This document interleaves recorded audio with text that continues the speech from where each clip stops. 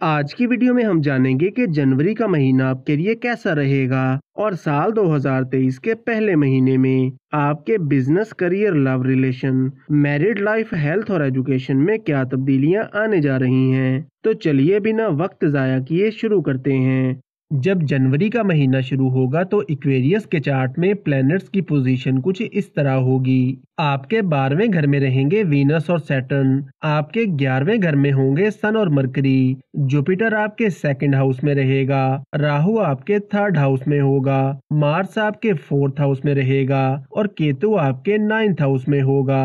आपके बिजनेस और करियर की बात करें तो वो लोग जो कोई कारोबार या अपना काम करते हैं तो 14 जनवरी से पहले का टाइम आपके लिए ज्यादा अच्छा रहेगा, लेकिन 14 जनवरी के बाद काम का प्रेशर थोड़ा बढ़ सकता है और काम काज को लेकर छोटी मोटी रुकावटें और परेशानी आ सकती है। आपकी डेली इनकम में भी थोड़ी कमी आ सकती है, इसलिए 14 जनवरी के बाद आपको पहले से ज्यादा मेहनत करना होगी। कोई बड़ा काम करना चाहते हैं या कोई बड़ी इन्वेस्टमेंट करना चाहते हैं तो 22 जनवरी के बाद का टाइम आपके लिए ज्यादा अच्छा रहेगा। जनवरी के महीने में मार्स आपके फोर्थ हाउस में रहेगा और 17 जनवरी को शनि की साढ़सती का दूसरा दौर शुरू होगा। तो जॉब करने वाले अफराद को चीजों को काबू में रखने के लिए पहले से ज्यादा मेहनत करना होगी और वर्क प्लेस पर किसी भी किस्म की बहसबाजी से दूर रहना होगा और सिर्फ अपने काम पर फोकस रखना होगा, वरना परेशानी भी आ सकती है। मेहनत करेंगे तो अपने टारगेट्स को अचीव कर सकेंगे। वो लोग जो जॉब की तलाश में हैं, इन्हें 22 जनवरी के बाद जॉब मिलने के चांसेस काफी ज्यादा रहेंगे। लव रिलेशन की बात करें तो 5वां घर होता है लव रिलेशन का और मरकरी आपके 5वें घर का मालिक है, जो कि पूरा जनवरी का महीना आपके 11वें घर में रहेगा। तो जनवरी के महीने में आपको अपने लव रिलेशन को लेकर काफी ज्यादा तवक्कुआत रहेंगी, जो कि पूरी होती हुई भी नजर आएंगी और आपकी अंडरस्टैंडिंग काफी अच्छी रहेगी। लेकिन सैटर्न जब 17 जनवरी को आपके फर्स्ट हाउस में आएगा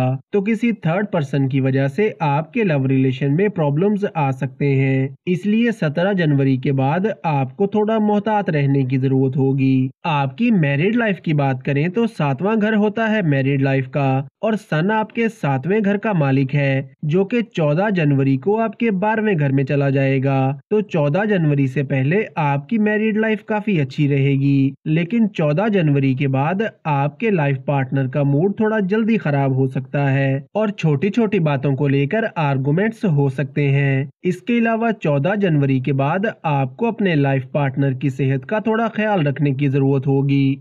आपकी सेहत की बात करें तो जनवरी के महीने में आपकी सेहत काफी अच्छी रहेगी और सैटर्न जब 17 जनवरी को आपके पहले घर में आएगा तो वो लोग जिनको आंखों, पैरों, स्टोमिक पेन या थकान जैसे मसाइल आ रहे थे तो 17 जनवरी के बाद इनकी सेहत में भी बेहतरी आना शुरू हो जाएगी। आपकी तालीम की बात करें तो 5वां घर होता है एजुकेशन का और मरकरी आपके 5वें घर का मालिक है, जो कि पूरा जनवरी का महीना आपके 11वें घर में रहेगा और इसकी नजर आपके 5वें घर पर पड़ेगी। तो जनवरी का महीना स्टूडेंट्स के लिए काफी अच्छा रहेगा। आप अपनी पढ़ाई को लेकर काफी सीरियस रहेंगे और चीजों को ज्यादा बेहतर अंदाज में समझ सकेंगे और अगर जनवरी के महीने में कोई एग्जाम है तो इसमें भी कामयाबी मिलेगी। वीडियो को लाइक और कमेंट सेक्शन में अपनी राय का इजहार जरूर करें और रोज ऐसी बहुत सी इन्फॉर्मेशन के लिए हमारे साथ बने रहिएगा।